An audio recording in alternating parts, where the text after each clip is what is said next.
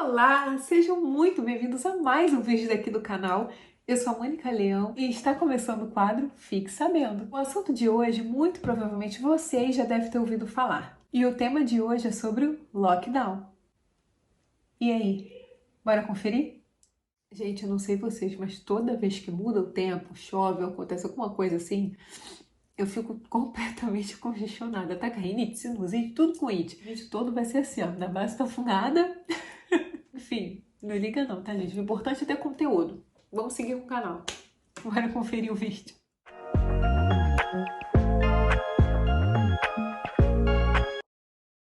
Vamos começar pelo básico. O que é o lockdown? Embora esse termo esteja sendo usado para simbolizar medidas de isolamento social em regiões em que os números da Covid-19 estejam totalmente fora de controle, a palavra lockdown é basicamente um protocolo de confinamento. Ou seja, quando não é mais permitida a entrada e saída de veículos, pessoas ou até mesmo animais em determinada área, região, cidade ou até mesmo em países. Por mais que a palavra remeta a um confinamento rígido e compulsório, na prática, quanto maior a escala do lockdown, maior acaba sendo a necessidade de uma flexibilização. Você entendeu? Calma aí que eu já vou explicar. Exceto em casos muito excepcionais, dificilmente você verá uma autoridade determinar que as pessoas não podem sair de suas casas para fazer absolutamente nada. Geralmente, são liberados os chamados serviços essenciais. Vamos fazer uma suposição juntos. Digamos que se uma cidade tem 80 mil pessoas e apenas 5 supermercados, esses 5 supermercados não darão conta de entregar tudo que essas 80 mil pessoas precisam diariamente, certo? Ou seja, as pessoas precisarão se deslocar até esses estabelecimentos para fazer as suas compras. Logo, assim que o lockdown é determinado em uma cidade, ainda existirá um certo fluxo de pessoas entrando e saindo de suas casas. Por outro lado, no lockdown, a livre e restrita circulação de pessoas ou veículos numa cidade, assim como a entrada ou saída de não moradores, costuma ser impedida, exceto, é claro, que haja um motivo muito urgente ou inevitável. Afinal de contas, se uma ambulância tiver que levar um paciente para outra cidade, essa permissão muito provavelmente será concedida. Existe, no entanto, algo pior do que o lockdown, que é o chamado full lockdown ou total lockdown. Nesse caso, se a ameaça ou gravidade atingir um nível caótico, toda a movimentação é interrompida. Ninguém pode sair das suas casas, apartamentos para absolutamente nada. Nada mesmo. Contudo, conforme disse anteriormente, quando aplicado em grande escala, até mesmo o full lockdown, ele também pode sofrer algum tipo de flexibilização. Algumas pessoas acham que o lockdown é uma forma de acabar com a Covid-19. Mas isso não é verdade. Acabar com o vírus é extremamente complexo. Depende exclusivamente da capacidade humana de desenvolver uma vacina que consiga ser eficaz contra esse vírus e também as suas futuras mutações.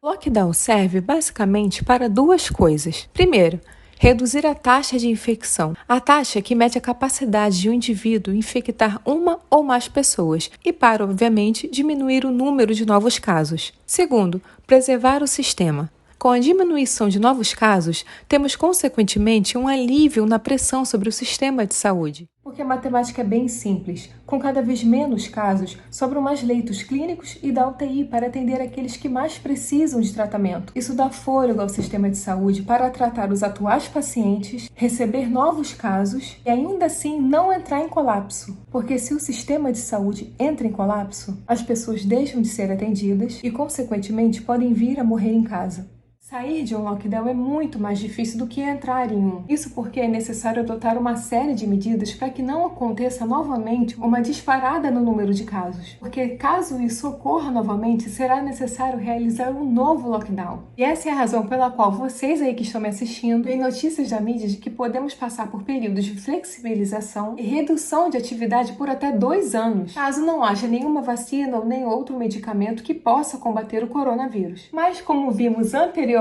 no primeiro quadro do Fique Sabendo explicando sobre o coronavírus, os países naturalmente já disputam muitos interesses. Então, evidentemente, há um imensurável investimento e uma corrida frenética contra o tempo para não apenas desenvolver, mas também reproduzir uma vacina em escala global. E como se não bastasse, ainda tem o custo dessa vacina. Imaginem toda a logística que será preciso para vacinar mais de 7 bilhões de pessoas em cerca de 200 países.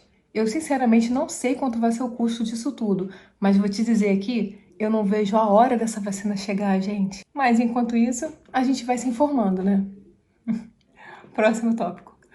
Agora nós iremos falar um pouco sobre o lockdown pelo mundo, como ele está funcionando nos outros países. Como eu disse no tópico anterior, uma vez que o lockdown ele depende muito da forma que ele é aplicado, é de se esperar, portanto, que nem todo o país tenha seguido restritamente o mesmo protocolo que os demais. Comum, no entanto, a absoluta maioria permitiu que seus habitantes ainda pudessem ir em farmácias e supermercados, porém restringiu e controlou de forma rígida a movimentação e circulação de pessoas e veículos. Na França, por exemplo, é necessário fazer um preenchimento de um papel com o nome, data e a razão do deslocamento. E a saída para fazer compras tem que ser individual. E se não obedecerem às regras, existe uma multa de 135 euros, que é equivalente aos nossos 870 reais. Esse esquema da multa também foi uma estratégia adotada pela Itália para justamente fazer com que seus cidadãos obedecessem às novas medidas. Já no Equador, assim como em vários outros países, as aulas também foram suspensas. Por lá também há um toque de recolher bem rígido, diariamente das 2 às 5 horas da tarde. E cada veículo só pode circular um dia por semana, porque aos sábados e domingos não pode haver qualquer circulação de veículos. Já na tão falada Suécia, os cidadãos particularmente já são mais reservados e confiam muito nas atitudes tomadas pelo governo. Igualzinho aqui, né? Mas lá ainda não foram tomadas atitudes mais energéticas em meio a essa pandemia do Covid-19. As escolas de ensino médio e superior também estão tendo aulas online, mas diferente dos outros países, as creches, escolas, bares, restaurantes e lojas funcionam e estão abertos normalmente, mantendo, é claro, apenas o distanciamento social e as medidas de higiene. Mas como nem tudo são flores, essa estratégia, no entanto,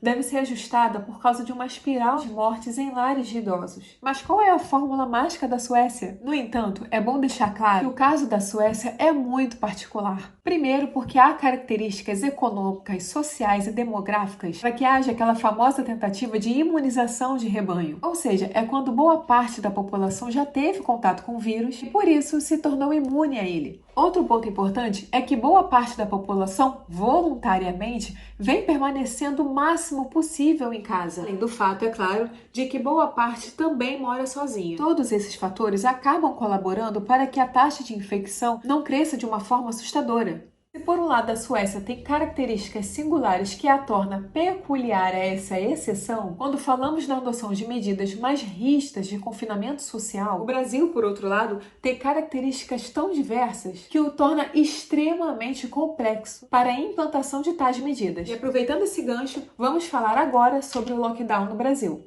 Para vocês terem uma noção, ainda fazendo o comparativo entre Brasil e Suécia, o nosso país possui uma população 20 vezes maior e uma renda domiciliar 22 vezes menor do que a Suécia. Falando aqui a nossa linguagem, é muito complicado impedir que as pessoas circulem quando temos uma quantidade absurda de trabalhadores informais e tantos outros que tiveram seus salários reduzidos ou empregos perdidos. Há muita gente que precisa sair de alguma forma, tanto para se sustentar quanto para sustentar a sua família. E essa é a razão pela qual tanto o governo federal quanto os governos estaduais tentam formular ou implementar mecanismos de ajuda financeira e alimentar para fazer com que essas pessoas sobrevivam de alguma forma com dignidade. Nós sabemos como a realidade social e econômica brasileira, de um modo geral, é cruel e avassaladora. O Maranhão, que foi o primeiro estado a adotar o famoso lockdown, até o momento desse vídeo, ainda não o aplicou em todo o estado, somente na região metropolitana de São Luís, capital, e mais 3 cidades. E embora as ruas da capital estejam vazias, há um grande fluxo de pessoas em feiras, mercados livres, por exemplo. Mas uma das medidas adotadas é que quem não consegue justificar a saída de casa acaba sendo multado. Algumas cidades dos estados do Amazonas, Minas Gerais, Mato Grosso do Sul, Pará, Ceará e Rio de Janeiro também já estão passando por situações semelhantes. No estado do Rio de Janeiro, as cidades de Niterói e São Gonçalo também já decretaram lockdown na última segunda-feira, do dia 11.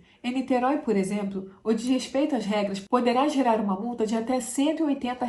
E esse valor ele pode dobrar em caso de reincidência. O cidadão que não apresentar documento poderá ser encaminhado até a delegacia. No caso da cidade vizinha, São Gonçalo, não há previsão de multa, mas a desobediência pelas medidas vigentes no lockdown pode resultar em penas previstas nos artigos 268, que seria desrespeitar a determinação das autoridades para evitar doenças contagiosas, e o artigo 330, que consta como crime de desobediência no Código Penal. De qualquer forma, há uma série de casos em que é permitida a saída das pessoas de suas casas. Já no município do Rio, a prefeitura vem cogitando decretar lockdown pela cidade inteira. Mas até o momento da gravação desse vídeo, houve somente a restrição de circulação de pessoas em bairros com nível de aglomeração. E essa restrição foi feita com a realização de bloqueios em vias públicas e a suspensão de estacionamento para não moradores. Se em algumas unidades da federação a situação está crítica, em outras, não se pode dizer o mesmo. No Rio Grande do Sul, por exemplo, não foi decretado nenhum lockdown. Muito pelo contrário, houve flexibilização e o estado foi dividido em 20 regiões e em 4 níveis de contaminação. Porém, há uma previsão de flagrante em quem descumprir as medidas em vigor, novamente com base no artigo 268 do Código Penal.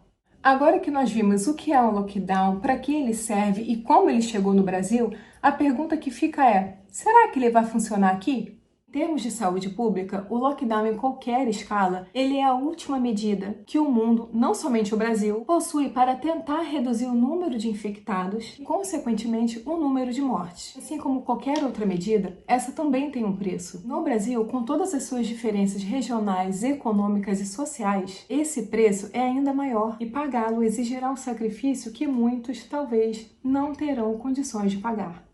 De forma objetiva, é esperado que o lockdown, de fato, funcione em termos de saúde pública e na preservação das vidas. Ainda não há certeza, no entanto, como a absoluta maioria dessas vidas irá sobreviver após o lockdown. A incerteza do futuro, os boletos chegando mensalmente para serem pagos, a inflação nos alimentos, as despesas mensais e a já redução do poder aquisitivo da população formam um sólido conjunto que não só colaboram, mas reduzem aqueles que precisam estar nas ruas para sobreviver. Embora o que é necessário ser feito pareça ser simples e natural, quando sai da boca de um especialista, equalizar a realidade brasileira dentro das medidas necessárias não é uma tarefa fácil. Estimar o que pode acontecer no Brasil é uma luta diária. A realidade é que estamos vivendo um dia de cada vez e tentando adiar com o máximo de fé e o máximo de esperança o caos.